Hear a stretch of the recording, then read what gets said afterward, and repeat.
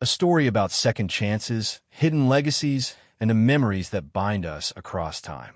The rain came down in sheets that Thursday evening, turning the narrow streets of Ashford into rivers of gray. Most people had already retreated indoors, but Victoria Corleone stood under the awning of a closed bookstore, watching the water cascade off the edge like a curtain separating her from the world she'd built and the world she'd left behind. She shouldn't have come back here. 23 years. That's how long it had been since she'd walked these streets as a skinny, angry teenager with nothing but a garbage bag of clothes and a heart full of rage. Now at 41, she was worth more money than she could spend in 3 lifetimes. Victoria Corleone, CEO of Meridian Global, Forbes' woman to watch, the ruthless architect of corporate empires. But tonight, in this forgotten corner of the city, she was just Vicky again. Lost. Alone. Running from a penthouse that felt more like a prison than a home. The rain intensified, and Victoria's expensive coat, Italian cashmere, probably worth more than most people's monthly rent, was already soaked through. She needed shelter. Her driver was blocks away. Caught in traffic, she'd told him to navigate while she walked. Stupid decision. But then again, she'd been making those a lot lately. That's when she saw it. Across the street, barely visible through the downpour, a dim light glowed from a small storefront. Hand-painted letters on the window read, "Rosie's Coffee and Cakes." The kind of place that time forgot, wedged between a laundromat and a vacant lot where Victoria vaguely remembered a pharmacy used to be. She didn't remember this shop from before. But Ashford had changed. Some things grew, others withered. This place looked like it was doing the latter. Victoria's heels clicked against the wet pavement as she crossed the street, her heart hammering for reasons she couldn't name. Maybe it was the cold. Maybe it was the way this whole neighborhood made her feel like she was 20 again, scared and small and unwanted. The door chimed as she pushed it open, a real bell, not electronic. The sound transported her instantly, viscerally, to a kitchen that smelled like vanilla and safety. "Stop it," she told herself. "You're just cold and tired." The interior was exactly what she expected. Worn wooden floors, mismatched tables, a counter with a glass case displaying half-empty trays of pastries that had seen better days. The walls were painted a faded yellow that might have been cheerful once. Now it just looked tired. Behind the counter stood a woman who had to be in her 70s, wiping down the espresso machine with the careful attention of someone who'd done it 10,000 times before. She had silver hair pulled back in a bun, deep lines around her eyes, and the kind of face that had seen both joy and sorrow and learned to carry both with grace. When the woman looked up, Victoria saw her eyes, pale blue, sharp despite her age, and filled with a wariness that came from too many disappointments. "We're about to close," the woman said, but her voice wasn't unkind. "Just tired. But you look half drowned. Come in, come in." Victoria hesitated at the threshold, water dripping from her coat onto the floor. She should leave. This was a mistake. Everything about coming back to Ashford was a mistake. "I don't want to be a bother," Victoria heard herself say. "Too late for that. You're already dripping on my clean floor." The woman smiled, and something in that smile cracked open a door in Victoria's chest that she'd welded shut years ago. "Sit down before you catch pneumonia. I'll make you something hot." Before Victoria could protest, she found herself sitting at a small table by the window, watching the rain continue its assault on the city. The chair wobbled slightly under her weight. The table had a crack running through the middle, held together with wood glue and hope. The woman moved behind the counter with practiced efficiency, and soon the smell of fresh coffee filled the small space. Victoria watched her work, noticing the slight tremor in her hands, the way she braced herself against the counter as if standing too long hurt. "Here you go, dear." The woman set down a steaming mug of coffee and a small plate with a generous slice of cake. "Lemon drizzle. Made it this morning. On the house. You look like you need it more than I need the $3. Victoria started to argue, to pull out her wallet. God knows she could afford 1,000 slices of cake. But something stopped her. Maybe it was the way the woman was already shuffling back to the counter, as if the kindness embarrassed her. Maybe it was the way the cake looked under the dim light, golden and perfect and impossibly familiar. She picked up her fork. The first bite hit her like a physical blow. Lemon, vanilla, butter, sugar. But it wasn't just the ingredients. It was the proportion, the specific balance that made the cake simultaneously tart and sweet. The way the glaze had soaked into the top, just enough to create that perfect sticky soft texture. The hint of something else? Was that cardamom? Just a whisper of it, so subtle most people wouldn't notice. But Victoria noticed, because she'd tasted this exact cake before. Every Sunday for 3 years, from the time she was 15 until the week before her 18th birthday, when everything fell apart. Margaret. The name exploded in her mind like a firework, bringing with it a cascade of memories she'd spent 2 decades trying to bury. Margaret Hayes, her foster mother, the only person who'd ever made Victoria feel like she might be worth something, who'd taught her that love didn't have to hurt, that home didn't have to be a battlefield. Margaret, who'd bake this exact cake every Sunday, who'd let Victoria lick the bowl, who'd told her stories about the coffee shop she wanted to open someday, where everyone would be welcome and no one would leave hungry. Margaret, who'd died of a stroke 2 months before Victoria's high school graduation, leaving her to finish growing up alone. Victoria's hand shook as she set down her fork. The coffee shop. This coffee shop. How had she not seen it before? Her eyes swept the walls, really looking now. And then she saw it. Above the counter, slightly crooked in a simple wooden frame, was a photograph. Faded with age, the colors muted to sepia tones. 2 women stood in front of a building. This building, though it looked different, newer, painted a brighter yellow. One of the women was younger, maybe in her 40s, with dark hair and a brilliant smile. The other woman was Margaret. Victoria stood so abruptly her chair scraped against the floor. Her heart was a war drum in her chest. She moved toward the counter as if in a dream, her eyes locked on that photograph. "That's my sister," the elderly woman said quietly from behind the counter. "Maggie." This was her place originally. Or it was supposed to be. Victoria couldn't breathe, couldn't think. The room tilted slightly, and she gripped the edge of the counter. She talked about it for years. The woman continued, lost in memory. Saved every penny. But life got in the way. She took in foster kids instead, spent all her money and time on them. Never complained, but I know she dreamed of this place. After she passed, I tried to make it real for her. 15 years I've been trying. The woman's voice cracked, and when Victoria finally tore her eyes from the photograph to look at her, she saw tears tracking down those weathered cheeks. "But I'm losing it," the woman whispered. "End of the month, the bank takes it all. I'm too old, too slow, too broke. Maggie's dream dies with me." Victoria's world had just exploded and rearranged itself into a pattern she couldn't have predicted in a million years. This woman, Margaret's sister, didn't know who Victoria was.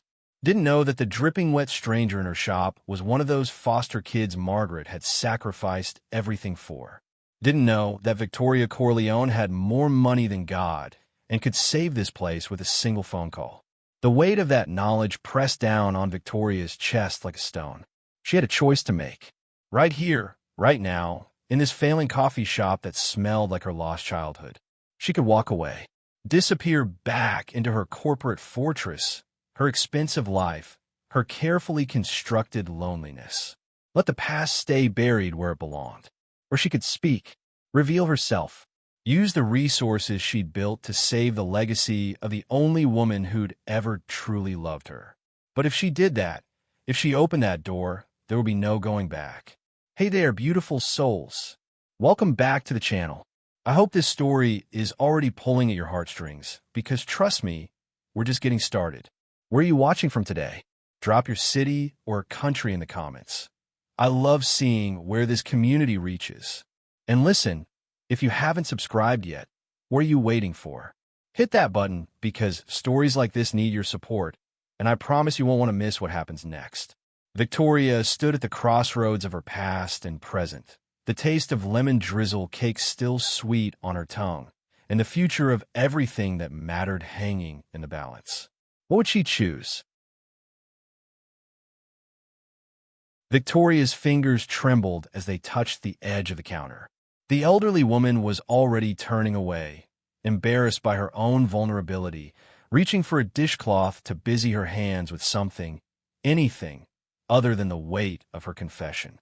"I'm sorry," the woman said, her voice steadier now, forced into brightness. "You don't need to hear an old woman's troubles. Drink your coffee before it gets cold." But Victoria couldn't move, couldn't look away from that photograph.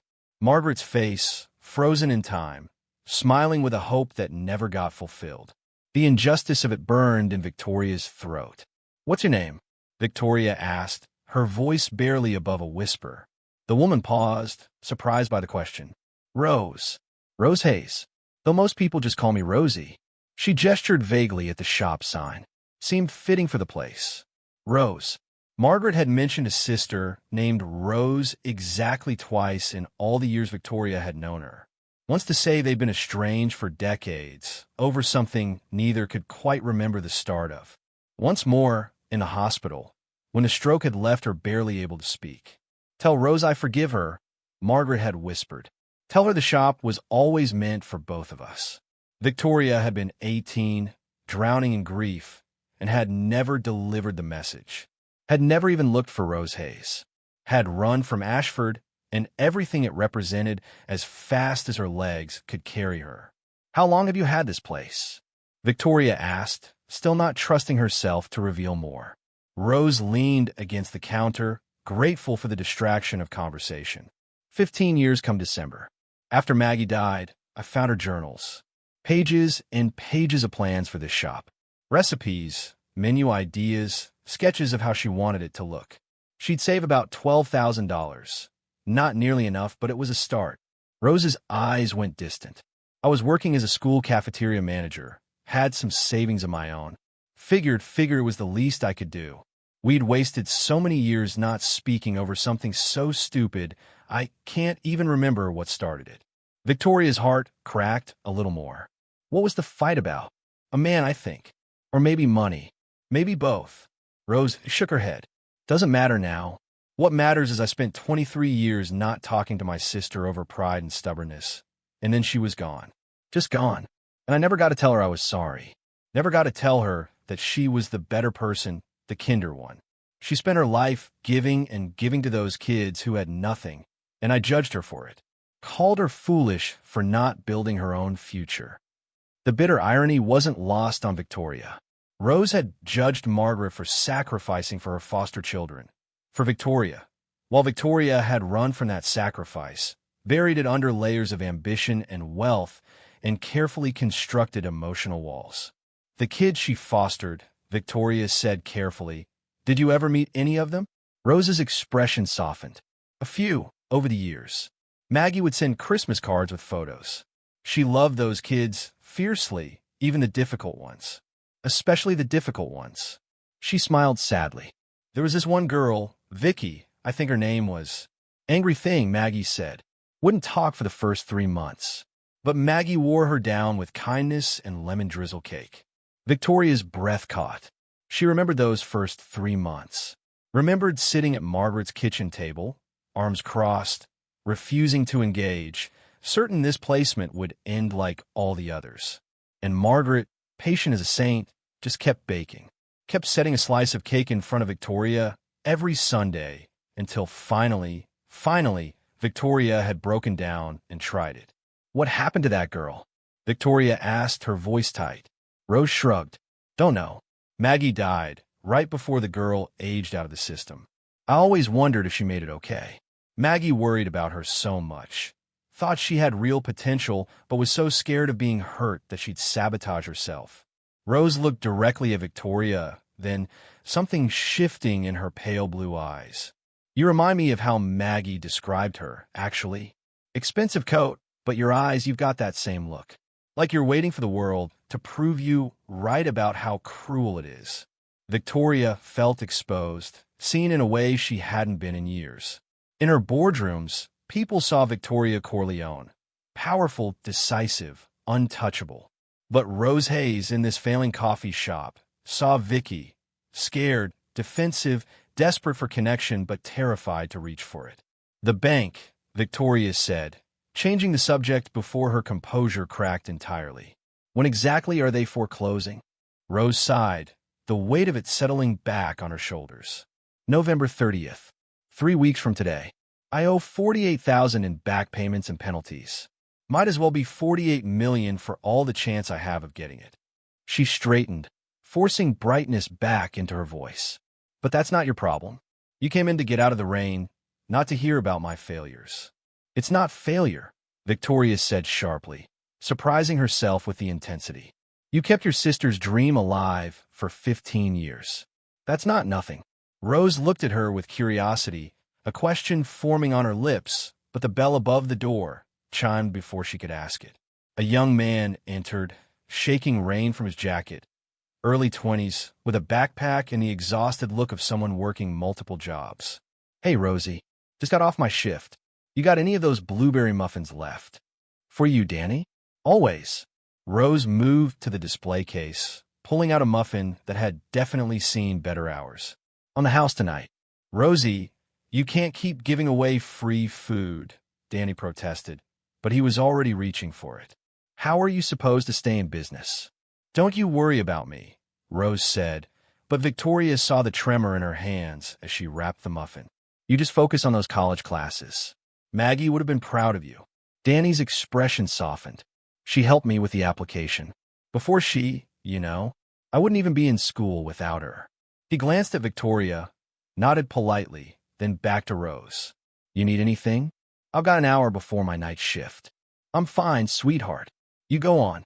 After Danny left, Victoria asked, Another foster kid? Rose nodded. Maggie's last placement before she died. Sweet boy.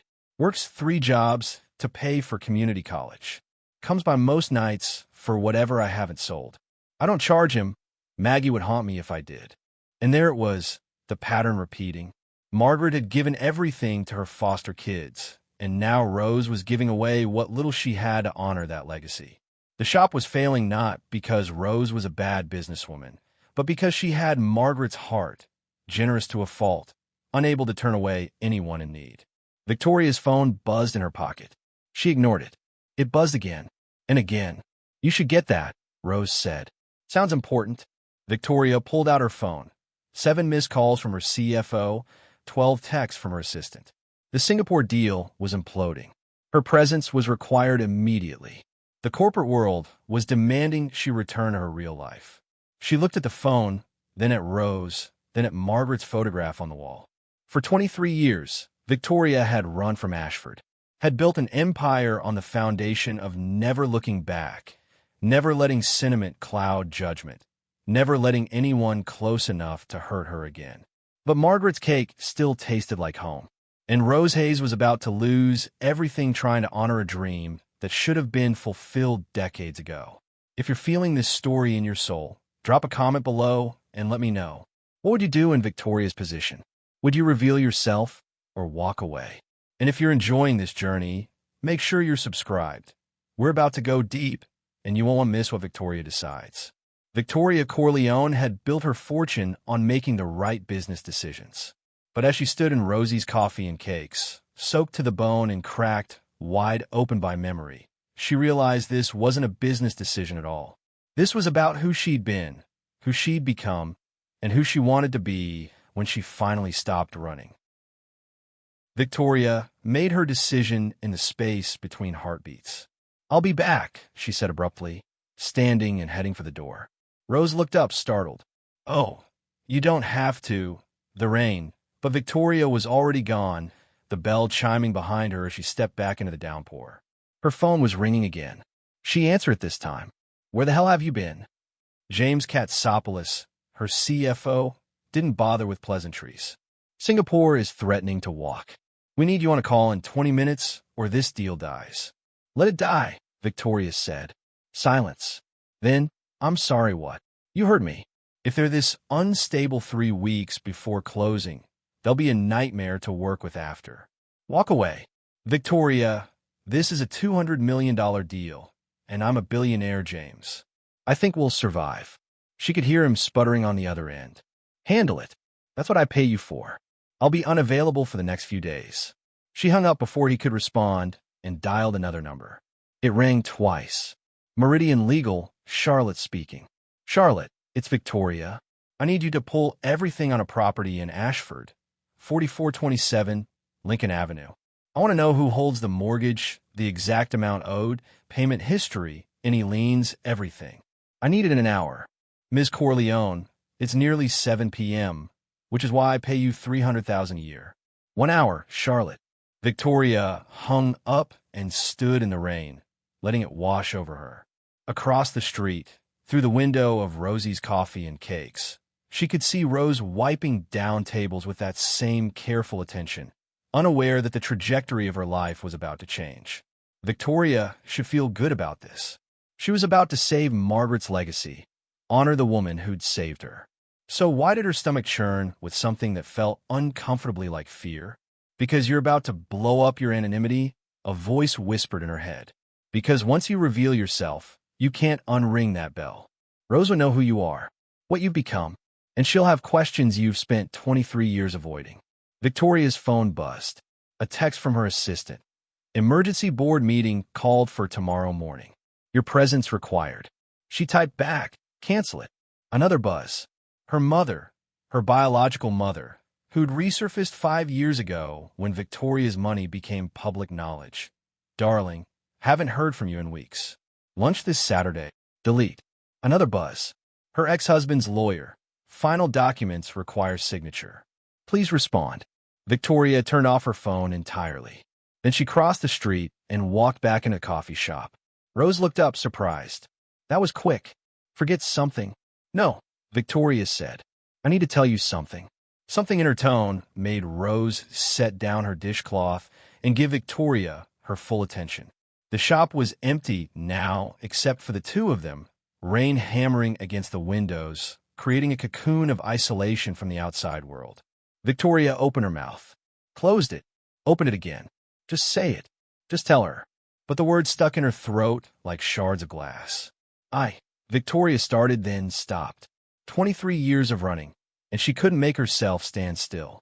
I'm a business consultant, corporate acquisitions, financial restructuring, and I think I might be able to help you save this place.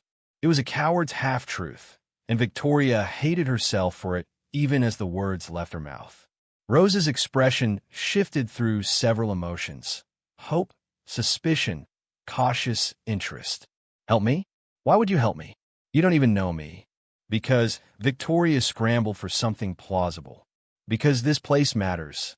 Because your sister's dream deserves better than foreclosure.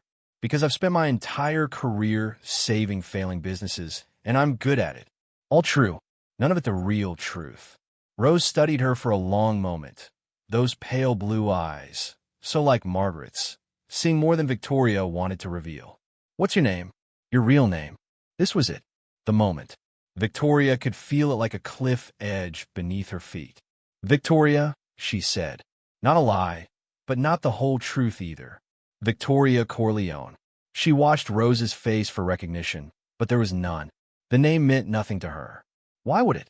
Rose hadn't followed Margaret's foster kids. Didn't know that angry, silent Vicky had grown up to become one of the most powerful women in corporate America. Victoria, Rose repeated, tasting the name. That's a strong name. Regal. My mother had delusions of grandeur, Victoria said dryly. Another half-truth. Her biological mother had named her after a soap opera character. Rose laughed to sound like wind chimes. Well, Victoria Corleone, I appreciate the offer, but I can't afford a business consultant. I can barely afford flour and sugar. I don't want your money, Victoria said. What did she want? I want to help. Pro bono. Considerate, paying forward a kindness someone once showed me. Rose's eyes narrowed. Nobody works for free. What's really going on here? Before Victoria could answer, the door burst open. A man entered, tall, broad-shouldered, late 30s, with dark hair plastered his forehead by rain and eyes that swept the shop with the trained awareness of someone who'd seen trouble before. He was also, Victoria noted with an interior jolt she refused to acknowledge, extremely attractive in a rough-around-the-edges way that was completely unlike the polished executives she usually encountered. Rosie, he said, his voice deep and tinged with urgency. We need to talk. Ethan, Rose said, and Victoria heard both affection and wariness in her tone. What's wrong? Ethan Hunt finally looked at Victoria, his gaze sharp and assessing. She felt it like a physical touch, the way he seemed to catalog and evaluate her in seconds. Expensive clothes, confident posture, outsider. Who's this? He asked Rose, but his eyes stayed on Victoria. A customer, Rose said quickly. Victoria, this is Ethan Hunt.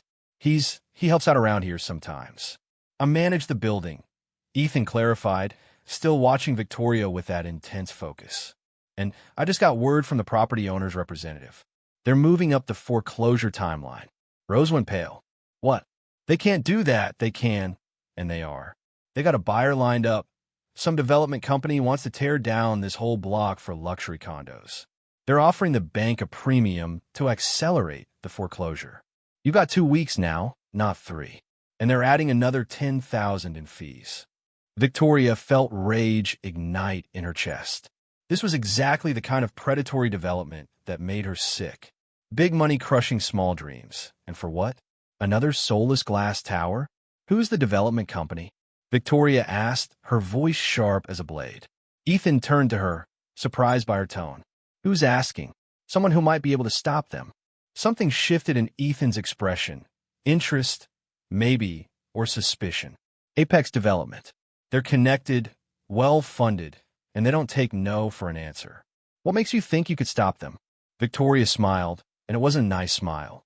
Because I've destroyed bigger companies than Apex before breakfast. Rose and Ethan both stared at her. Who are you really? Ethan asked, taking a step closer. Victoria met his gaze directly, saw intelligence there, and something else, a protectiveness toward Rose that spoke of long friendship or perhaps something more complicated. He wasn't going to let her waltz in and make promises she couldn't keep. Good. She respected that. I told you, Victoria said. I'm someone who helps save failing businesses. And I'm very, very good at my job. Nobody's that good for free, Ethan countered. What do you want? What did she want?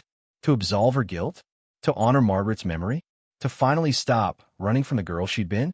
I want, Victoria started, and then her phone buzzed despite being supposedly turned off. She glanced at it reflexively. The text was from Charlotte, her lawyer, found the mortgage info. You need to see this now. Call me. Victoria's instincts screamed warning. Something was wrong. Something beyond just foreclosure and development companies. Excuse me, she said, stepping toward the door. I need to make a call. Now, Rose said, her voice small. Ethan just said we have 2 weeks, which is why I need to make this call, Victoria said firmly. Give me 5 minutes. She stepped outside, into the rain again, and dialed Charlotte. Tell me, Victoria said without preamble. The mortgage is held by Pinnacle Holdings, Charlotte said. Shell Company, registered in Delaware. I traced it back through 3 layers of corporations. Want to guess who ultimately owns Pinnacle? Victoria's blood went cold. Tell me it's not Gregory Waterford, Charlotte confirmed. Your ex-husband. He owns the building. He's been the landlord for the past 5 years, and he's the one accelerating the foreclosure. The world tilted. Gregory, her ex-husband, who'd spent their entire marriage resenting her success, who tried to destroy her in the divorce and failed, who'd sworn he'd find a way to hurt her the way she'd hurt him. Gregory, who somehow knew about Margaret, about this place, about the one soft spot in Victoria's carefully armored heart. This wasn't random. This was targeted, and Victoria had walked right into it. Victoria stood in the rain, phone pressed to her ear, and felt the familiar cold calculation settle over her like armor. Gregory Waterford. Of course it was Gregory. She should have known he'd never let their divorce be the end of it. How did he find out about this place? Victoria asked Charlotte, her voice ice. I don't know. But Ms. Corleone, there's more. Apex Development, also owned by Waterford, through different shell companies, but it all traces back to him. He's been buying up properties in this neighborhood for 2 years. This coffee shop is the last holdout. Victoria's mind raced. Gregory was methodical, patient, vindictive. 2 years of planning meant this wasn't spontaneous revenge. He'd been watching her, waiting for what? For her to show interest in something? Someone? Has he been tracking me? Victoria asked. I'll need to check your security protocols, but it's possible. Your driver knew you were coming to Ashford tonight, yes? Victoria's stomach dropped. Marcus? No, his name was Derek. Derek Chun, her driver of 3 years. Loyal, discreet, well-paid. Or so she'd thought. Run a background check on Derek Chun. All my staff, actually, anyone hired in the last 5 years. On it. What do you want me to do about the foreclosure? Victoria looked back at the coffee shop, at Rose visible through the window, talking animatedly with Ethan, her hands gesturing in distress. At Margaret's photograph on the wall, watching over a dream that was about to be demolished. By the debt, Victoria said. All of it.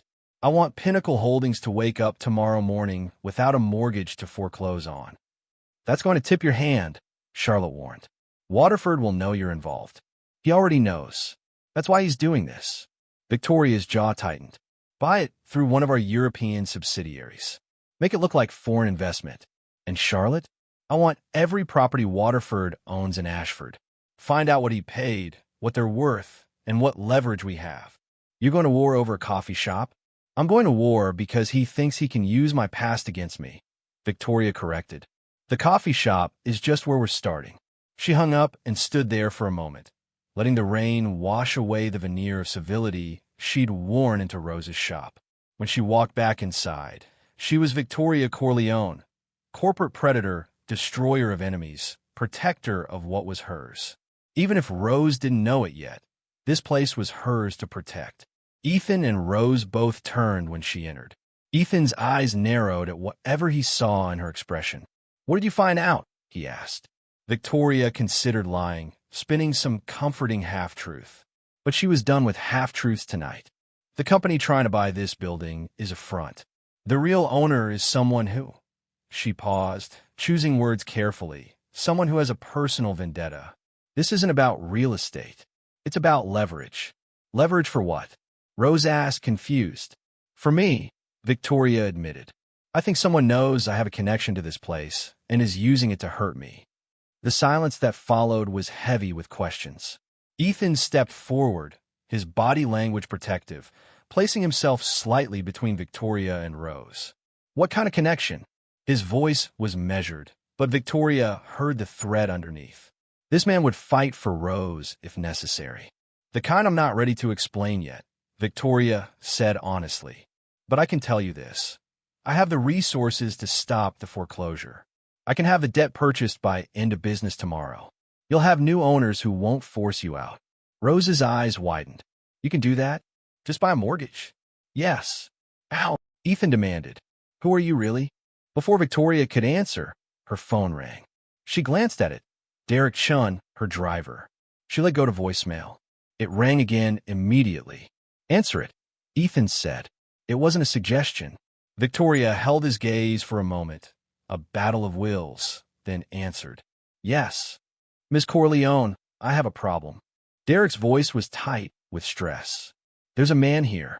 He's asking about you. Says he knows you're in the area and needs to speak with you urgently. Victoria's blood chilled.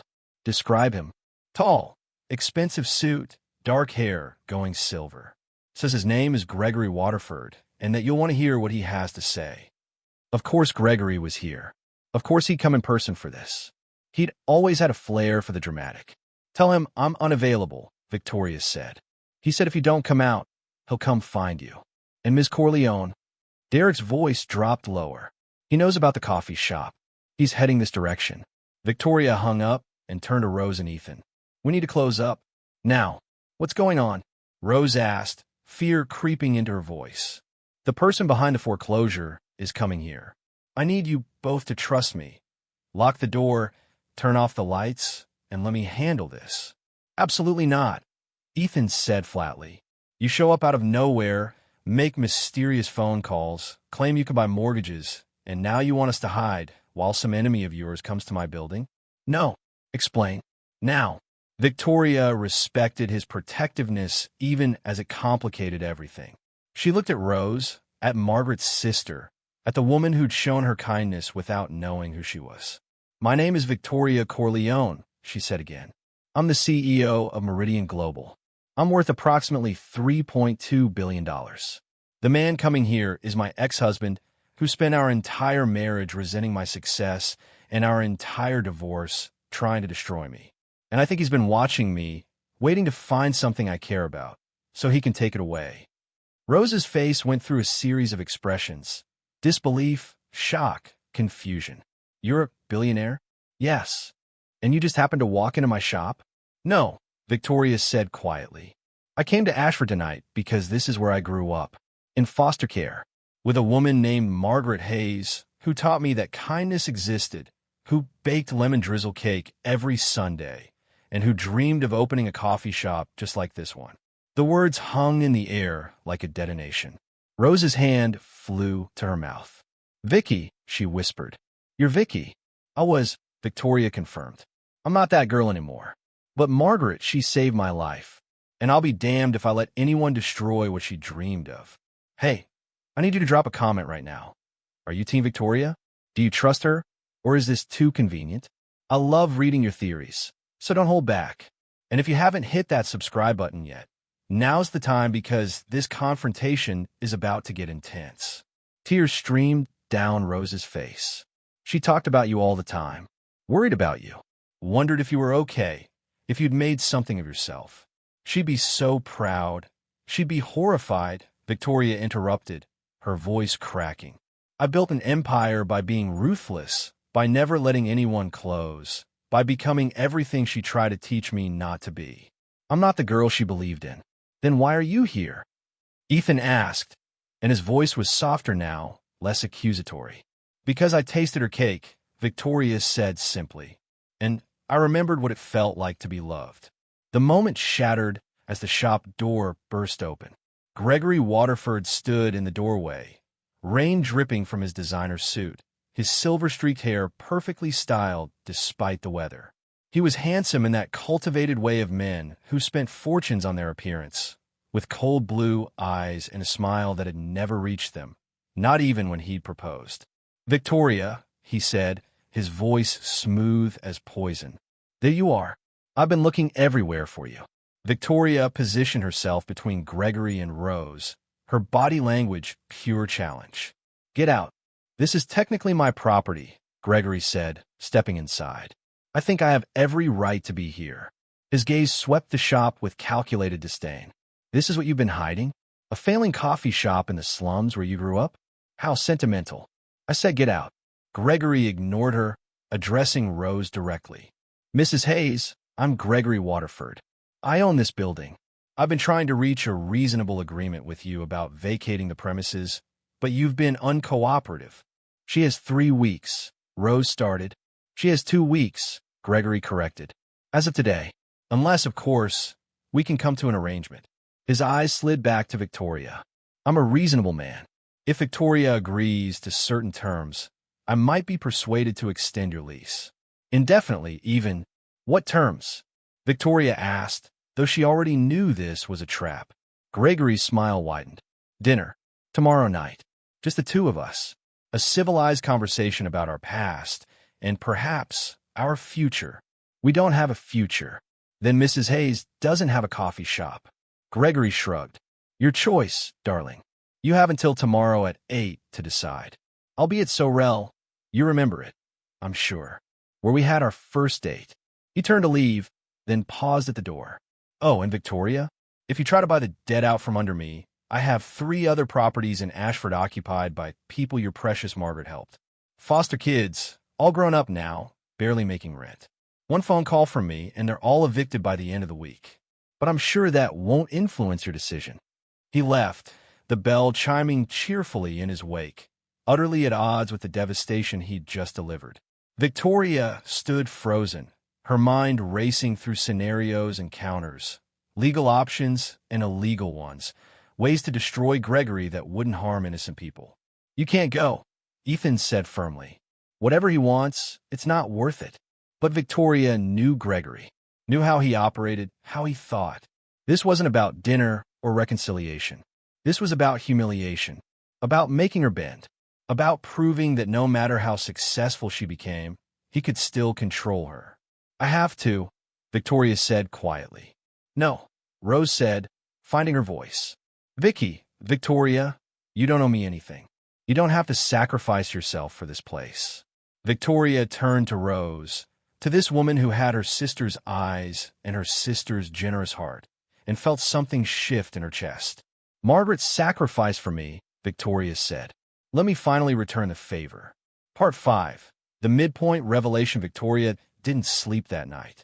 She checked into the Ashford Grand, the only decent hotel in this part of the city, and spent hours pacing her suite while Charlotte and her team worked through the night on 3 different fronts.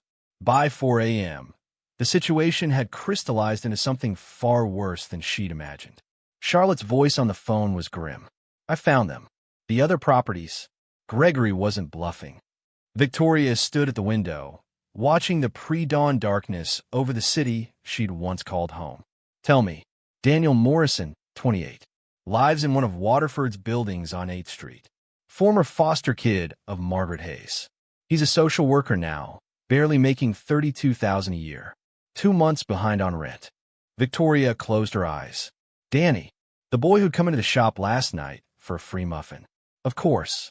Next, Sarah Friedman, 31, runs a youth center out of a building Waterford owns on Lincoln Avenue. Also one of Margaret's kids. The center serves at-risk teens, exactly the kind of place that would destroy a community if it closed. And the third, Charlotte hesitated. This one's complicated. Ethan Hunt, 37. He doesn't rent from Waterford. He manages multiple properties for him. Contract employment. But Victoria, Ethan was also fostered by Margaret Hayes. For 2 years, right before you, the world tilted. Ethan, the protective, suspicious man who challenged her in the coffee shop. He'd been Margaret's foster son. He'd lived in that house, probably slept in the same small bedroom Victoria had occupied, eaten Sunday cake at the same kitchen table. And he was working for Gregory, unknowingly helping the man who was trying to destroy Margaret's legacy. Does Ethan know who Gregory really is? Victoria asked. Doubtful. The ownership is buried under shell companies. As far as Hunt knows, he's managing properties for Pinnacle Holdings, a faceless corporation. But Victoria, here's where it gets worse. Hunt's contract has a termination clause. If he's fired, he owes back payment for training and equipment, about $40,000. It's predatory and probably illegal, but Waterford has him trapped. Victoria's hands clenched into fists. Gregory had orchestrated all of this, found everyone Margaret had helped, put them in positions of financial vulnerability, and waited. Waited for Victoria to show interest, to care about something other than her empire. How long has he been planning this? Based on property acquisition dates? At least 3 years. He started buying in Ashford right after your divorce was finalized. 3 years. 3 years of patient, methodical revenge. Victoria had underestimated him, and that miscalculation might cost everything. Her phone buzzed. A text from an unknown number. Looking forward to dinner tonight. Wear the blue dress. You know the one. Victoria threw the phone across the room. By the time she returned to Rosie's Coffee and Cakes at 9 a.m., she'd made 17 phone calls, consumed enough coffee to fuel a small army, and formulated 6 different plans. None of them were good enough. Rose was already inside, preparing for the day. She looked up when Victoria entered, her expression a complicated mix of hope, fear, and something that might have been maternal concern. You look terrible, Rose said bluntly. I didn't sleep. Figured. Rose poured a cup of coffee without asking and set it in front of Victoria. Ethan called this morning. Said he's been managing buildings for the company that's trying to evict me. He didn't know. He's beside himself. It's not his fault, Victoria said. Gregory is very good at hiding who he really is. Ethan wants to break his contract. Walk away from the job. He can't, Victoria said quickly. There's a penalty clause. $40,000 he doesn't have. Rose's eyes widened. How do you know that? Because I had my lawyers pull every contract, every agreement, every piece of paper connected to Gregory's operations in Ashford. He's trapped all of you. Danny, Sarah Friedman, Ethan. Everyone Margaret helped. This isn't about real estate, Rose. This is about hurting me by destroying the only good thing I ever had. Rose sat down heavily. That's insane. Who does that? A man who can't stand that I was more successful than him. A man who needed to be the powerful one. And when I wouldn't play weak for him, he decided to teach me a lesson. The door chimed. Ethan entered, and Victoria saw immediately that he hadn't slept either. His eyes were bloodshot, his jaw tight with anger. "We need to talk," he said, looking at Victoria. "Yes," she agreed. "We do." The three of them sat at a table, an impromptu war council. Victoria laid out everything: Gregory Shell Companies, the deliberate targeting of Margaret's former foster kids, the 3-year plan to create maximum leverage. "He knew you'd come back eventually," Ethan said, his voice low and dangerous. "He's been waiting for you to care about something so he could take it away." "Yes. So what happens tonight at dinner?" Victoria met his gaze. "He'll make demands. Probably financial, a stake in my company, a settlement that dwarfs our divorce agreement. Maybe public humiliation. Whatever he thinks will hurt most. And if you refuse, he destroys this place. Evicts all of you. Probably drags it out to make it as painful as possible." Rose's hands trembled around her coffee cup. "I can't let you do this. I can't let you sacrifice yourself. Margaret sacrificed for me." Victoria interrupted. "Do you know what I was before her? I was angry, violent, headed for juvenile detention or worse.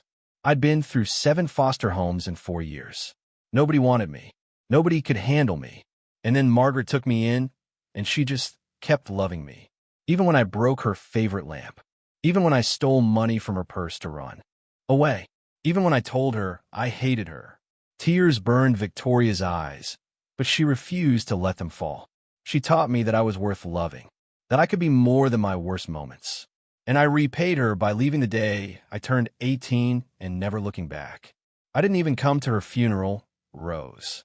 I was too much of a coward to face what I'd lost." The confession hung in the air, raw and painful. Rose reached across the table and took Victoria's hand. "She knew you loved her. She told me, in the hospital before she died. She said, 'Vicky will be fine. She's stronger than she knows. Tell her I'm proud of her, no matter what she becomes.'" Victoria's careful control shattered. She put her head in her hands and wept. 23 years of grief finally finding release. Rose moved around the table and wrapped her arms around Victoria. And for a moment, Victoria was 15 again, being held by someone who loved her without condition. When Victoria finally composed herself, she found Ethan watching her with an expression she couldn't quite read. "Margaret fostered me too," he said quietly. 2 years right after my dad died and my mom couldn't cope. I was 15, angry at the world, ready to burn everything down. Margaret taught me that strength wasn't about fighting, it was about protecting, about being someone people could count on. He leaned forward, his eyes intense. "You want to protect this place? Protect all of us? Then don't go alone tonight. Let us help." "Ow," Victoria asked. "Gregory has all the leverage." "Does he?" Ethan's smile was sharp. "I've been managing his properties for 2 years. I know every code violation, every bribed inspector, every corner he's cut, and I've been documenting all of it." Victoria's heart began to race. "Why?" "Because I'm a former foster kid who grew up with nothing. I don't trust corporations or rich people who hide behind shell companies. So I kept records, just in case." He pulled out his phone. "I've got enough here to bury him in legal trouble for years." "That's leverage," Victoria said, her mind already spinning possibilities. "There's more," Rose added quietly. "Margaret's lawyer contacted me last year. Said there was something in her will about the shop, some kind of trust or legal protection. I never followed up because I didn't have money for lawyers.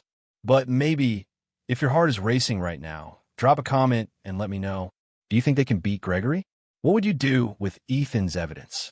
This story is getting wild, and if you're not subscribed yet, you're missing out on the best endings. Hit that button. Victoria's phone buzzed. Another text from Gregory. 6 hours until dinner. I hope you're preparing to be reasonable. She looked at Rose and Ethan, at these two people connected to her by threads of love from a woman who'd seen the best in all of them when no one else could. "We're not going to play his game," Victoria said, decision crystallizing. "We're going to change the rules entirely." Ethan grinned. "Now you're talking. What's the plan?" Victoria's smile was predatory. "We're going to do what Margaret taught us. We're going to fight for family." For the first time since Gregory had walked into the shop, Victoria felt something other than dread. She felt ready for war. But what she didn't know, what none of them knew, was that Gregory Waterford had one more card to play. And it would arrive in exactly 4 hours, delivered by a lawyer with a briefcase and a secret that would shake the foundation of everything Victoria thought she knew about Margaret, Rose, and her own past. The game was about to change in ways none of them could predict. The lawyer arrived at 1 p.m., just as Victoria, Rose, and Ethan were finalizing their strategy. He was young, maybe 30, with the nervous energy of someone delivering news he knew would detonate. His name was Kevin Park, and he worked for Morrison & Associates, the firm that had handled Margaret's estate. "I apologize for the intrusion," he said, setting his briefcase on a table with trembling hands. "But I received a call this morning from a Gregory Waterford, claiming he had legal interest in this property. His inquiry triggered a clause in Margaret Hayes's will that I'm legally obligated to disclose." Victoria's stomach dropped. "What clause?" Kevin pulled out a document, yellowed with age. Margaret Hayes created a trust 23 years ago, shortly before her death. The trust was designed to protect this property and ensure it would eventually become a coffee shop, as per her wishes. However, the trust had specific conditions for activation. Rose leaned forward. "What conditions?" "The trust activates only if 2 specific individuals are present and agree to joint ownership of the property. Those individuals are," Kevin consulted the document, "Rose Catherine Hayes and Victoria and Sullivan." The room went silent. "Sullivan," Ethan said, confused. "I thought your name was Corleone." Victoria felt the floor disappearing beneath her feet. "Sullivan was my birth name, my mother's name before she married. I changed it legally when I was 25. She looked at Kevin. "How did Margaret know my full legal name?" "I never told her." Kevin pulled out another document, this one a birth certificate. "Victoria's birth certificate, because Margaret Hayes was listed as your emergency contact with the state. When you were placed with her at 15, she requested all your legal documentation, including this." He pointed to a line on the birth certificate that Victoria had looked at maybe twice in her entire life. "Father, unknown. Mother, Patricia and Sullivan." "I don't understand," Victoria said. "What does this have to do with?" Kevin pulled out a third document. Another birth certificate, much older, from 1952. "Rose Catherine Hayes, born April 3rd, 1952. Mother, Patricia and Sullivan." The world stopped. Rose went pale. "That's not possible. My mother was Patricia Sullivan." "Yes, but Patricia Sullivan had 2 daughters," Kevin said gently. "Rose, born in 1952, and Margaret, born in 1955. Different fathers. Rose's father was Robert Hayes. Margaret's was Thomas Garrett. But same mother." "Then who's Patricia and Sullivan on Victoria's birth certificate?" Ethan asked. Kevin looked directly at Victoria. "Patricia and Sullivan, your mother, is Rose's daughter, which makes Rose your biological grandmother. And Margaret was your great-aunt." The coffee shop tilted. Victoria gripped the table, certain she was going to pass out. "No," she whispered.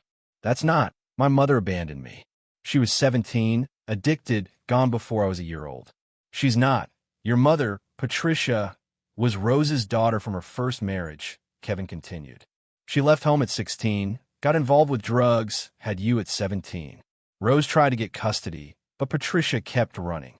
By the time you entered the system at age 5, Patricia had disappeared completely, and Rose was told by social services that she couldn't foster you due to the biological relationship."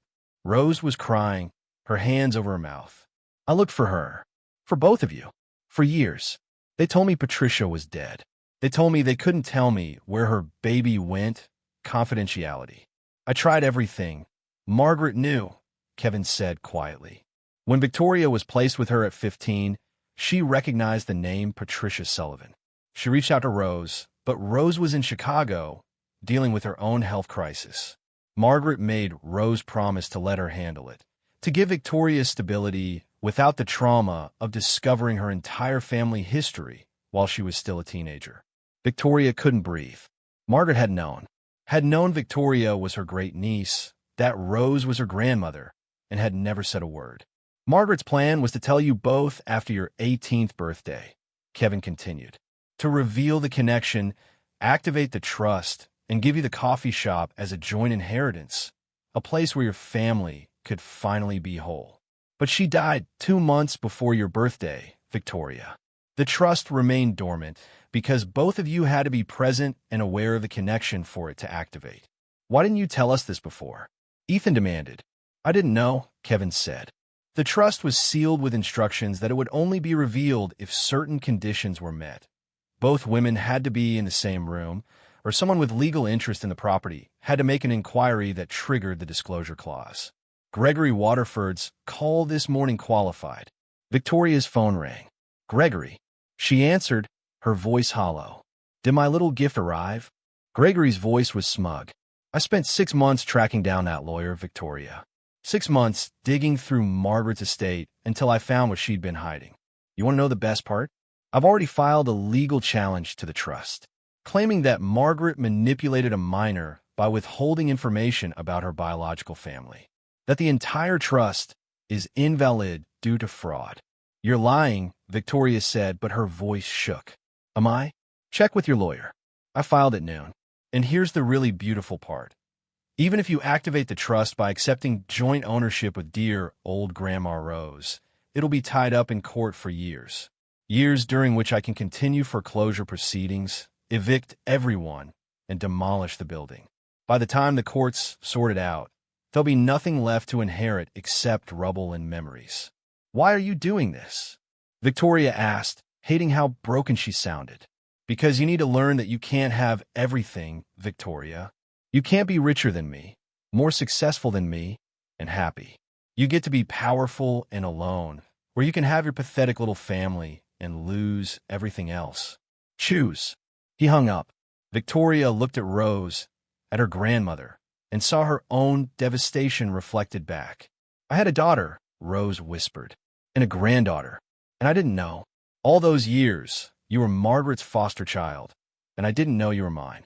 Margaret knew, Victoria said, and the betrayal cut deeper than anything Gregory had done. She knew, and she never told us. She was protecting you, Ethan said quietly. Both of you. Victoria, you were 15, traumatized, barely stable. Finding out your foster mother was actually your great-aunt and that you had a grandmother, that kind of information could have destroyed you. Or it could have saved me, Victoria shot back. I spent my entire adult life thinking I had no family, building walls, pushing people away because I believed I was fundamentally alone. And it was a lie. All of it was a lie. Rose reached for her, but Victoria stepped back. Don't, Victoria said. I can't. I need to think. She walked out of the shop into the afternoon sun and just started walking. No destination, no plan, just movement, because if she stopped moving, she'd shatter completely. Her phone buzzed constantly, Charlotte calling with legal updates, her assistant with urgent business matters, Ethan texting to check on her. She ignored all of it. Margaret had lied.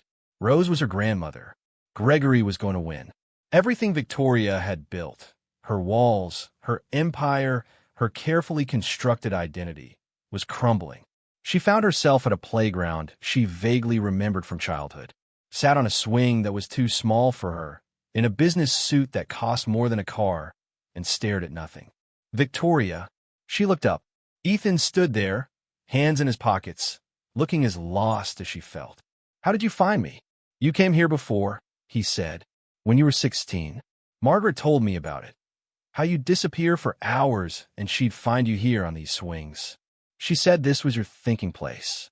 Fresh tears burned Victoria's eyes. She knew everything about me, and I knew nothing true about her. Ethan sat on the swing next to her. She loved you. That was true. Love built on lies isn't love. Isn't it? Ethan challenged. She raised you, taught you, believed in you.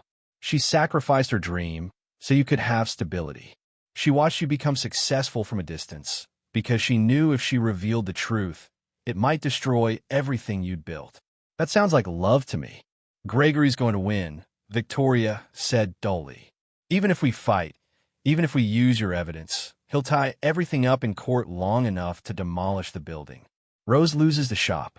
You, Danny, Sarah, everyone loses their homes. And Margaret's dream dies. Then we don't fight in court, Ethan said. Victoria looked at him. What? You said Gregory's playing a game, that he has all the leverage. But he's wrong about one thing. He thinks you'll choose your empire over your family. That when forced to pick between your company and us, you'll pick power.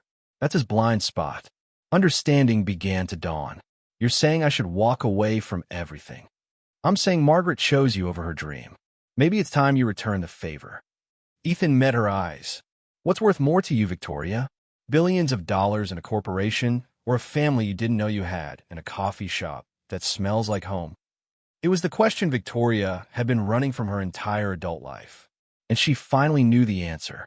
But knowing the answer and accepting it were two different things. Because what Ethan was suggesting meant sacrificing everything she'd spent 23 years building. Could she do it? Could she let all burn? Her phone rang again. Charlotte, urgent. Victoria answered. Gregory just made his move, Charlotte said. He's calling an emergency board meeting at Meridian tomorrow morning. He's acquired enough proxy votes to challenge your position as CEO. Victoria, if you don't show up, if you don't fight this, he'll take the company. Everything. Gregory wanted everything. Victoria looked at the playground, at Ethan waiting patiently beside her, at the neighborhood where she'd grown up broken and been made whole. She looked at her phone, at the lifeline to her corporate empire, and she realized that no matter what she chose, she was going to lose something that mattered. The question was, what could she live without? Victoria sat on that swing for 5 more minutes, phone in hand, the weight of impossible choices pressing down on her shoulders. Then she stood up, brushed off her expensive suit, and made a decision that would change everything. Take me back to the coffee shop, she said to Ethan. They walked in silence, but it wasn't uncomfortable. It was the silence of two people who'd survived storms and knew that sometimes quiet was the only response to chaos. When they arrived, Rose was still there, sitting at the same table where Kevin had detonated their lives. The lawyer was gone, but the documents remained, scattered like shrapnel. Rose looked up when Victoria entered, her eyes red-rimmed but hopeful. Victoria, she corrected gently. I haven't been Vicky in a long time. She sat down across from Rose. But maybe I need to remember how to be her again. Rose's breath caught. What are you saying? I'm saying Margaret made a choice. She chose to protect me over her dream. She chose family over everything else, even when it meant lying, even when it meant never seeing her coffee shop become real. Victoria's voice steadied. I spent 23 years choosing the opposite, choosing power, money, success, all the things that kept me safe and alone. And Gregory knows that. He's counting on it. So what are you going to do? Ethan asked. Victoria pulled out her phone and called Charlotte. I need you to draft a letter of resignation from Meridian Global, effective immediately. Transfer my shares to the employee trust we established 3 years ago. Contact the board and tell them I'm stepping down. Victoria, you can't be serious. I've never been more serious in my life. Gregory can have the board meeting. He can have his proxy votes. But there's nothing to take over if I'm not there. Victoria's voice was steel-wrapped in silk. He wants to force me to choose between my company and my family? I choose family. Let him choke on his victory. She hung up before Charlotte could respond and looked at Rose. Margaret left us a trust, a coffee shop, a family. I'm accepting it, if you'll have me. Rose's tears fell freely now. If I'll have you? Victoria, I've been looking for you my whole life without even knowing it. You're my granddaughter. Her voice broke. You're all I have left of Patricia, of Margaret, of everyone I've loved and lost. Victoria felt her own walls cracking, the fortress she'd built around her heart, developing fissures that let light through. I don't know how to be someone's granddaughter. I don't know how to be anything except a CEO. Then let me teach you, Rose said, reaching across the table. The way Margaret taught you before. One day at a time. One slice of cake at a time. This time, when Rose reached for her, Victoria didn't pull away. She let herself be held. Let herself feel the connection of blood and choice, of family found and family chosen. This is very touching, Ethan said, but we still have a massive problem. Gregory's legal challenge will take years to resolve. And even if you've stepped down from Meridian, he can still foreclose on this building, evict all of us, and demolish it before the trust is settled. Victoria pulled back from Rose, wiping her eyes. Which is why we're not going to let it get that far. Rose, you said Margaret's lawyer mentioned legal protection. What exactly did he say? Rose thought back. Something about historic preservation? That Margaret had applied to have the building designated as historically significant because it was part of the original Ashford settlement in the 1890s. Victoria's mind began racing again, but this time with hope instead of desperation. If this building has historic designation, Gregory can't demolish it. He can foreclose, but he can't tear it down without fighting through years of historic preservation red tape. But the designation was never approved, Rose said. Margaret died before she could complete the application. Then we complete it, Victoria said. Ethan, you said you have documentation of code violations in Gregory's other buildings? Extensive documentation. Good. We'll need that. And I need both of you to trust me for the next 6 hours. Can you do that? Rose and Ethan exchanged glances, then nodded. Victoria pulled out her phone and made 3 calls in rapid succession. The first was to a journalist she'd cultivated a relationship with years ago. Not a friend, but someone who owed her a favor. Rebecca? Victoria Corleone. I have a story for you. Corporate fraud, predatory lending, harassment of foster children. Yes, it's all documented. Yes, you can have it exclusively. I needed to run tonight. The second was to the Ashford Historic Preservation Society. My name is Victoria Corleone, and I'm calling about an incomplete application from Margaret Hayes regarding 4427 Lincoln Avenue. I'd like to fund the completion of that application and expedite the review process. Yes, I'm aware expedited reviews are expensive. Money isn't an issue. The third call was to Gregory. He answered on the first ring. Reconsidering my dinner invitation? I'm calling to tell you that you've won, Victoria said calmly. I'm stepping down from Meridian. The company is yours to absorb, destroy, or whatever it is you've been planning. Congratulations. Silence on the other end. Then, you're bluffing. I never bluff. Check your email. My letter of resignation is being sent to the board as we speak. You wanted to take away everything I'd built? Consider it done. I'm giving it to you. This is a trick. No trick. You were right, Gregory. I can't have everything. So I'm choosing what matters. Victoria's voice softened, became almost pitying. You spent 3 years planning this revenge. You bought buildings, trapped people, manipulated legal systems. All to force me to choose between power and family. But here's what you never understood. I was already alone. Already trapped in my empire. You didn't take anything from me.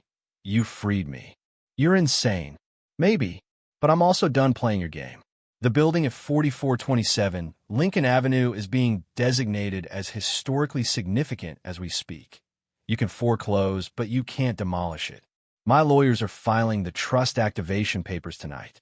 And by morning, every news outlet in the state will be running a story about Gregory Waterford's predatory business practices, complete with documentation. You're threatening me? I'm telling you that you've already lost, Victoria said. You can have Meridian Global. You can even have the mortgage on this building. But you'll never have what you really wanted. You'll never make me suffer the way you think I made you suffer. Because I'm not suffering, Gregory. For the first time in 23 years, I'm free. She hung up. Ethan was staring at her. You just walked away from billions of dollars. I walked away from a prison I built for myself, Victoria corrected. She looked at Rose. Margaret chose me over her dream. The least I can do is choose her dream over my company. But how will you live? Rose asked, practical even in crisis. You've just given up everything, not everything. Victoria smiled, and it felt genuine for the first time in years. I still have the money I made before Meridian, about $800 million in personal assets that aren't tied to the company. I think we'll manage. What would you do with $800 million? Drop your dreams in the comments. And listen, if this story is hitting you in the feels, that subscribe button is right there. Press it, because we're heading into the climax, and you do not want to miss how this ends. Rose laughed through her tears. You're absolutely insane. You know that. I learned from the best, Victoria said. Margaret was insane enough to take in a violent, angry teenager and love her anyway. I think I can be insane enough to trust that this is the right choice. Ethan's phone buzzed. He looked at it, then at Victoria with something like awe. The Preservation Society just fast-tracked the review.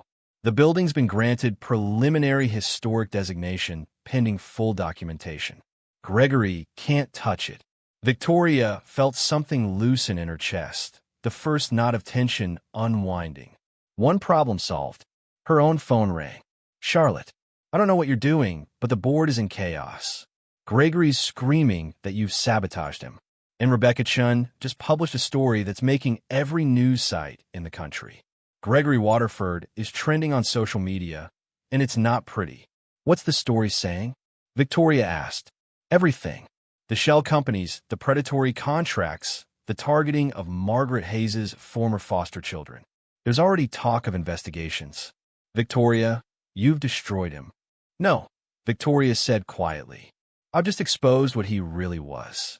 He destroyed himself. She hung up and looked at Rose and Ethan. It's done. The building is protected. Gregory's reputation is in ruins. The trust can move forward without interference. And your company? Rose asked. Is no longer my problem, Victoria said. Let the employees have it. They built it as much as I did. They'll do fine without me. She paused. Better, probably. I wasn't exactly known for my warmth. Ethan laughed. No, you really weren't. So what happens now? Rose asked. Victoria looked around the coffee shop, at the worn floors, the mismatched tables, the faded yellow walls. At Margaret's photograph watching over everything.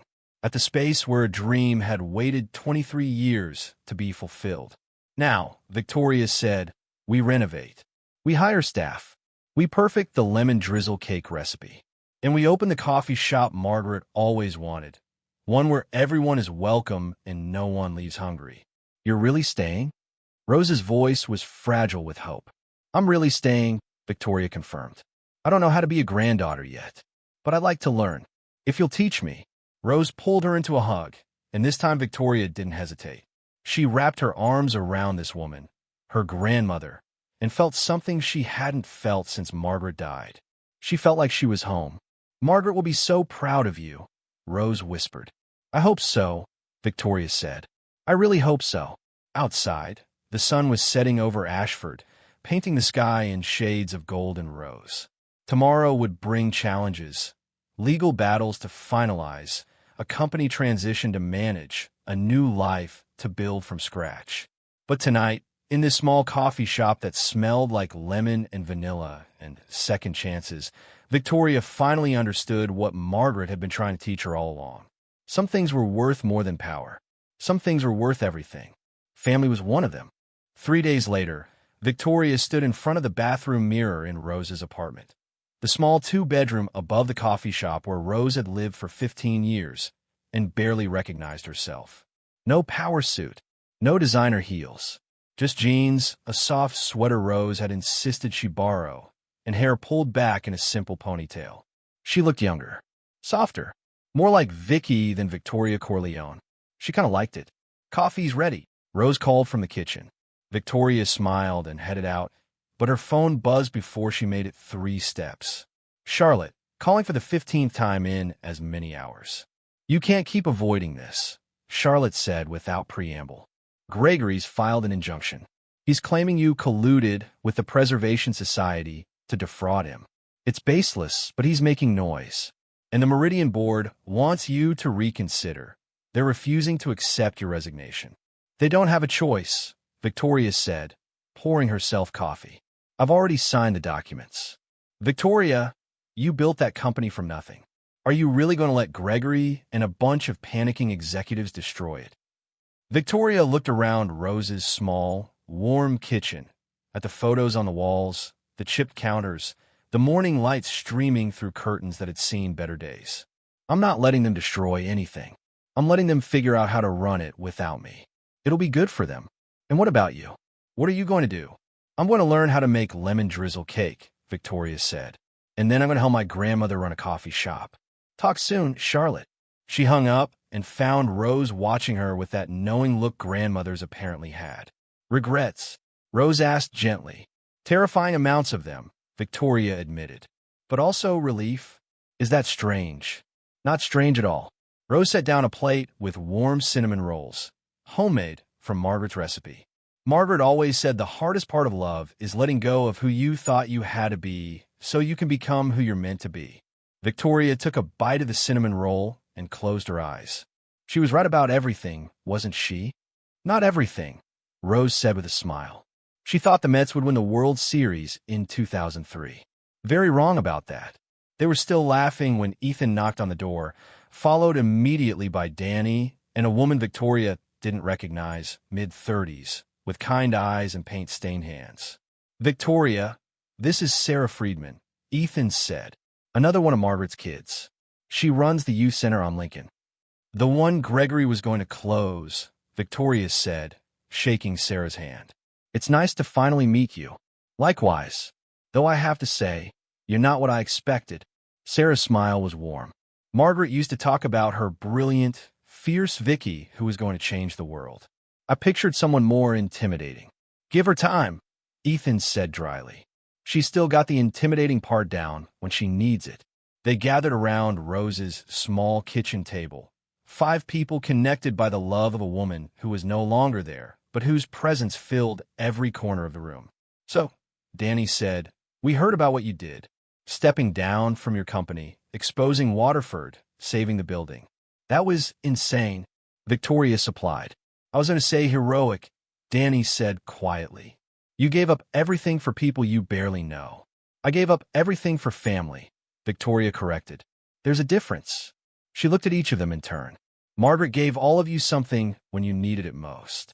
She gave me a reason to believe I was worth loving. The least I could do was protect what she'd built. So what happens now? Sarah asked. Gregory's still out there. Still angry. Men like him don't just disappear. As if summoned by his name, Victoria's phone rang. Unknown number. She answered, putting on speaker. Victoria. Gregory's voice was cold, controlled fury. I'm standing outside your precious coffee shop. I think we need to have that dinner conversation after all. Right now. Victoria's blood ran cold. Gregory, I'm not alone. I brought the police. And a court order. Seems there were some irregularities in the historic preservation application, filed by someone who wasn't the legal owner of the property. That's fraud, Victoria. The designation has been suspended pending investigation. Rose gasped. Ethan was already moving toward the door. Don't bother rushing down, Gregory continued. I've also brought a demolition crew. The injunction is lifted. I'm tearing down this building in exactly 1 hour. Unless you come down here and negotiate like a civilized person. This is kidnapping, Victoria said. Extortion. This is business. You have 59 minutes. He hung up. The room erupted in chaos. Everyone talking at once. Sarah on her phone calling lawyers. Danny looking pale. Rose gripping the table edge. But Victoria's mind had gone very still. Very clear. She'd made a mistake. She'd thought stepping down, exposing Gregory, protecting the building through legal means would be enough. But she'd forgotten the most important rule of dealing with men like Gregory. They didn't stop until you made them stop. Legal means weren't going to work. Media exposure wasn't enough. She needed to hit him where it actually hurt. I need everyone to trust me one more time, Victoria said, her voice cutting through the noise. Ethan, I need all your documentation on Gregory's properties. Every violation, every bribe, everything. Sarah, I need a list of every person or organization his actions have hurt. Danny, I need you to call every single person who knew Margaret, foster kids, neighbors, anyone who has a story about what she meant to them. What are you planning? Rose asked. I'm going to give Gregory exactly what he wants, Victoria said. A negotiation, but not the one he's expecting. 45 minutes later, Victoria walked out of Rose's apartment and down to the street level where a crowd had gathered.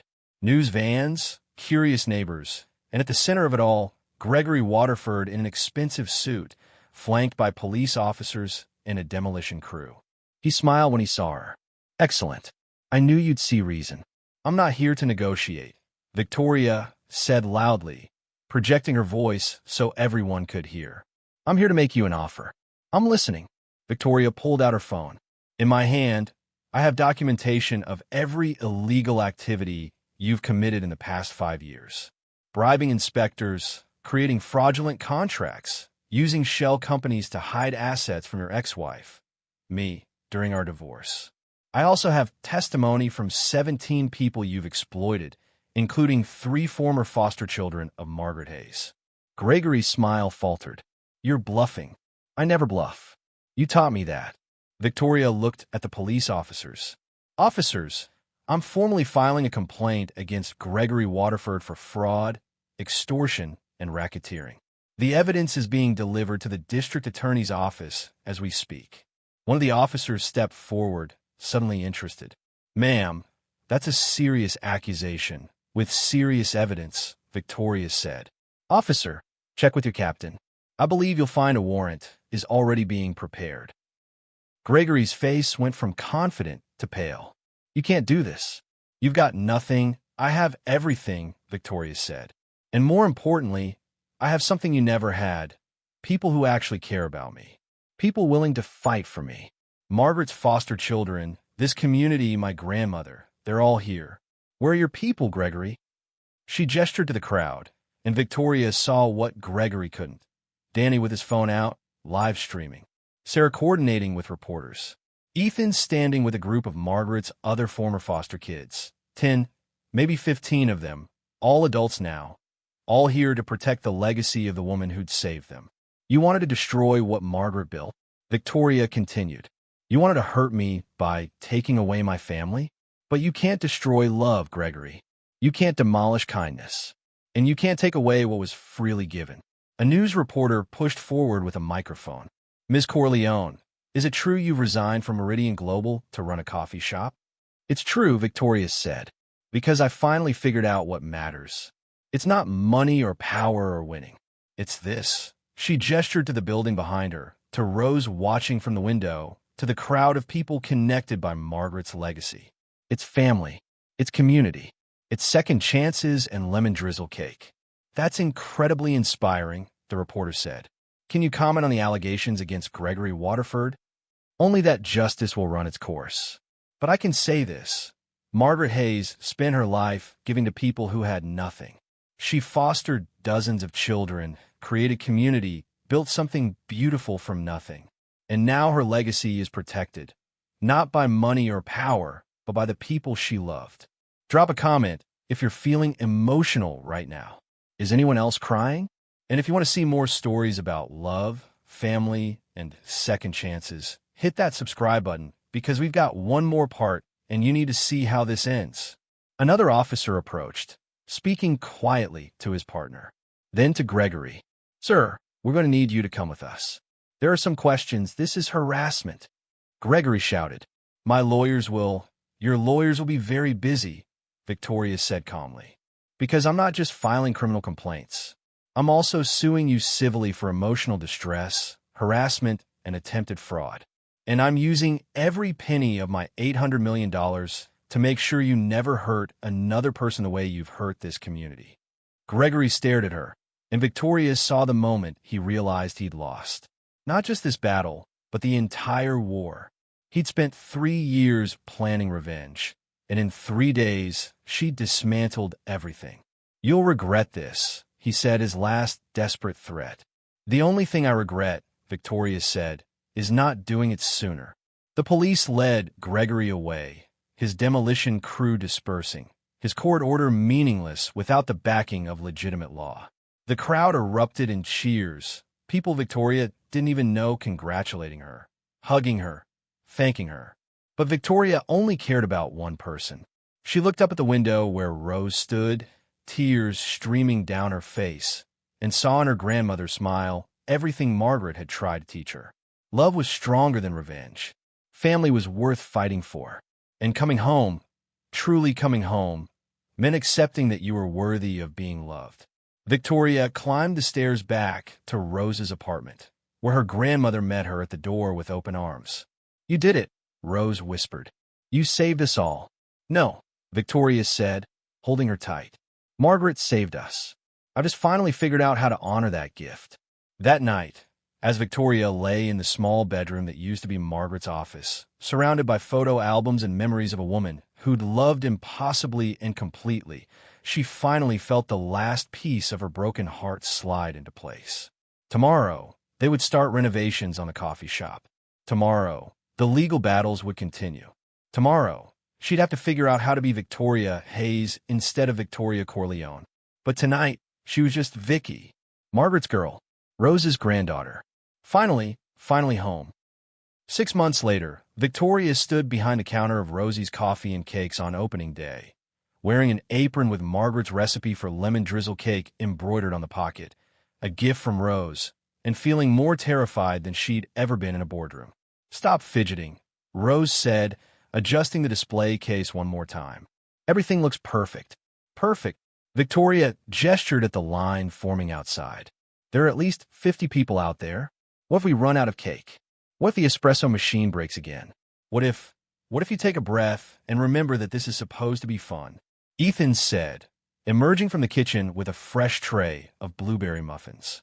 He'd quit his property management job 2 months ago and was now their head baker, having discovered a hidden talent for pastries that rivaled Margaret's. Victoria took a breath. The shop looked incredible. They'd kept the warm, welcoming atmosphere but updated everything else.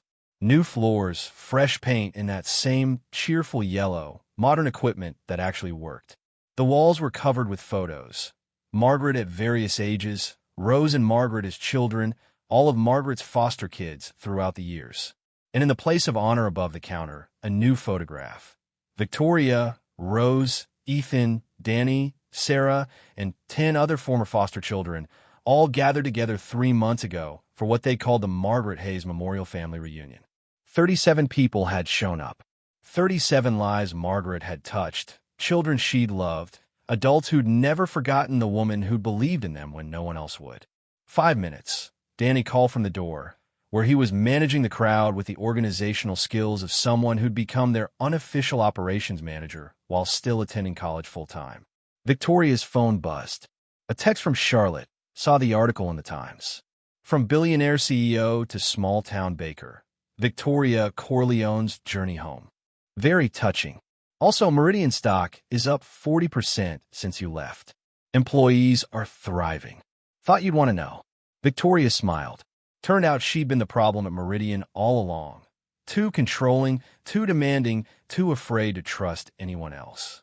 Without her, the company had flourished. Another text, this one from an unknown number. "Congratulations on the opening. You won. G. Gregory." She'd heard he'd taken a plea deal. Fraud charges dropped to misdemeanors, financial penalties, and a permanent ban from real estate development in the state. He'd lost everything that mattered to him. Reputation, power, respect. Victoria felt no satisfaction in his defeat, just a quiet gratitude that he could no longer hurt anyone else. She deleted the text without responding. "Ready?" Rose asked, her hand on the door lock. Victoria looked around one more time. At the shop Margaret had dreamed of for decades. At the family they'd built from broken pieces.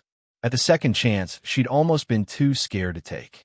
"Ready," she said. Rose unlocked the door. The first person through was an elderly man with kind eyes and a cane.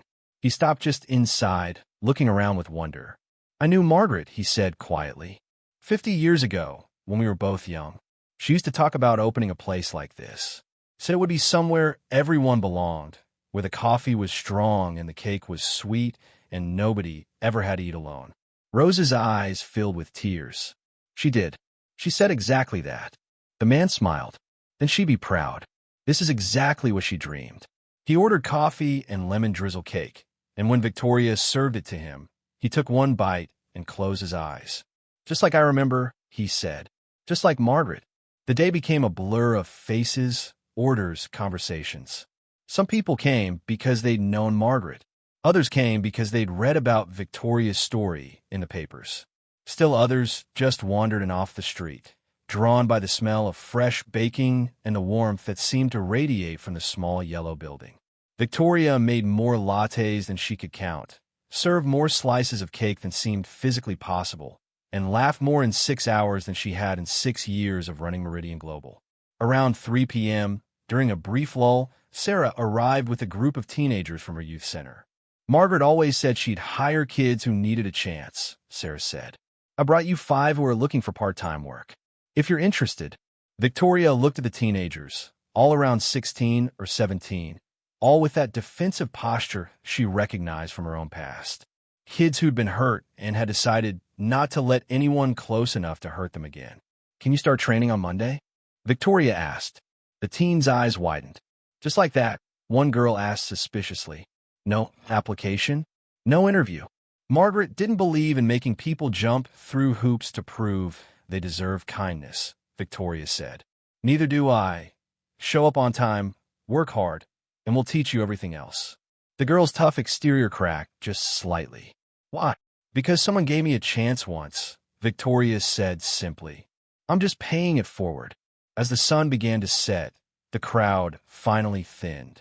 Danny flipped the sign to closed, and the family, because that's what they become, all of Margaret's children gathered together, collapsed into chairs.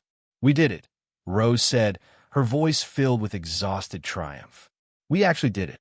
Margaret did it," Ethan corrected. "We just finally made it real." Victoria looked around at these people, her grandmother, her foster brothers and sisters, her family by choice and by blood, and felt something she'd spent decades convinced she'd never feel. She felt complete. "I want to propose something," Victoria said. "The trust that Margaret set up, it's worth more now than when she created it, thanks to some investments I made. I want to expand. Open more coffee shops in other neighborhoods. Hire more kids who need chances. Create what Margaret wanted on a bigger scale." "That sounds like the CEO talking," Ethan teased. "Maybe," Victoria admitted. "But this time, I'm not building an empire. I'm building a legacy. Margaret's legacy." Rose reached across the table and took Victoria's hand. "She would love that. She would love all of this. But mostly, Vicky, she would love that you're finally happy." "I am," Victoria said, and realized with some surprise that it was completely true. "I'm really, genuinely happy." Her phone buzzed one more time. A video call from Charlotte. "Sorry to interrupt this celebration," Charlotte said when Victoria answered, "but I thought you'd want to know. The Forbes list just came out. You're still on it." "Charlotte, I resigned 6 months ago, not the billionaires list," Charlotte interrupted. "The most influential women list. You're number 3. Want to know what they said? Do I have a choice?" Charlotte read anyway. Victoria Corleone revolutionized corporate America twice. First by building one of the most successful consulting firms in history, and second by walking away from it to prove that success isn't measured in dollars, but in lives changed. Her decision to step down as CEO and return to her roots has inspired a national conversation about what truly matters. But perhaps her greatest achievement is the family she's built and the legacy she's honoring, one small coffee shop at a time. Victoria felt tears prick her eyes. "That's actually really nice." "You're crying, aren't you?" Charlotte said. "The Ice Queen of Meridian Global is crying." "Former Ice Queen," Victoria corrected. "And yes, I cry now. I'm working on being a human being instead of a corporate machine." "It looks good on you," Charlotte said softly. "I'm proud of you, Victoria. We all are." After she hung up, Victoria looked at Rose. "I never asked. What happened to my mother?" "Patricia?" Rose's expression grew sad. "I don't know, sweetheart. After Margaret died, I tried to find her. Hired investigators, searched databases, everything. She disappeared completely about 20 years ago. I like to think she's out there somewhere, healthy and happy. But honestly, I don't know. Maybe someday she'll find us," Victoria said. "Maybe she'll walk through that door and see what her daughter built in honor of the women who loved her." "Maybe," Rose agreed. "And if she does, we'll be here, with coffee and cake and open arms." "Okay, beautiful souls, I need to know, are you crying?" "Because I'm crying." Drop a comment and tell me what part of this story hit you hardest. And if you love this journey, you know what to do. Subscribe, like, and share this video with someone who needs to hear this story. Stories about family, second chances, and coming home never get old. And your support means everything. As the evening light faded and the first stars appeared over Ashford, Victoria and Rose began the closing routine together, wiping down counters, washing dishes, preparing for tomorrow. "Do you ever regret it?" Rose asked quietly. "Giving up everything you built?" Victoria thought about it honestly.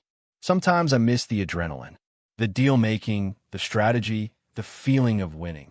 But then I remember what I was winning. Money I didn't need, power I didn't want, respect from people I didn't like. And I realized I didn't give up everything. I gave up a life that was slowly killing me to claim one that makes me feel alive. Margaret would be so proud, Rose said again. I hope so, Victoria said. I really, really hope so.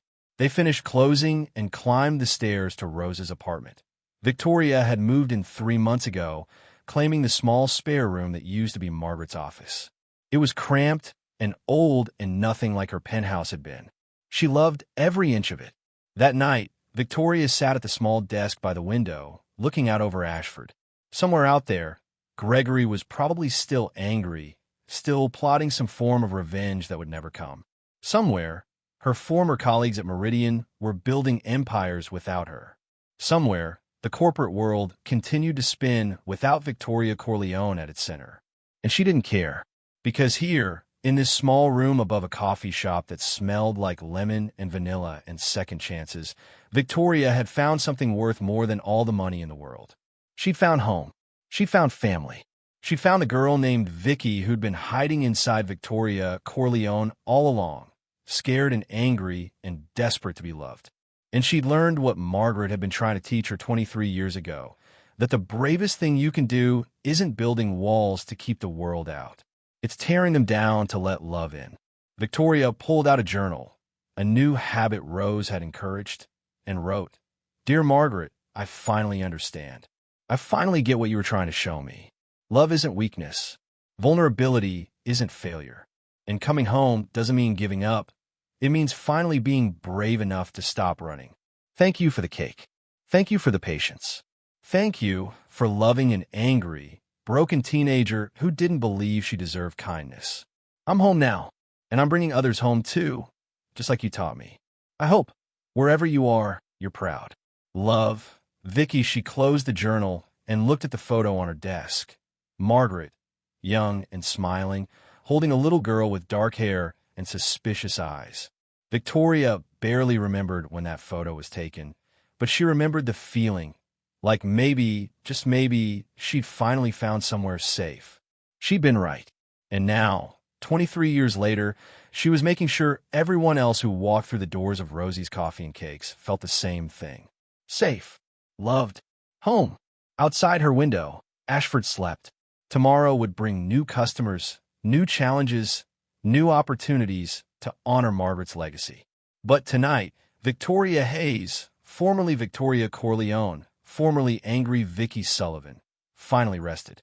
Not because her battles were over, but because she'd finally stopped fighting the only battle that mattered, the one against herself. She'd learned to accept love, to believe she was worthy of it, to understand that the strongest thing you can be isn't invincible. It's human.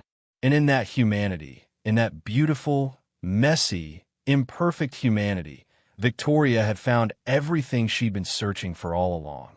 Thank you for taking this journey with me, beautiful souls. If this story touched your heart, changed your perspective, or reminded you that it's never too late to come home, please share it with someone who needs to hear it. Subscribe to the channel for more stories about love, redemption, and second chances. And remember, you are worthy of love, you are worthy of family, and you are always, always worthy of coming home. Until next time, stay beautiful, stay hopeful, and never stop believing in second chances.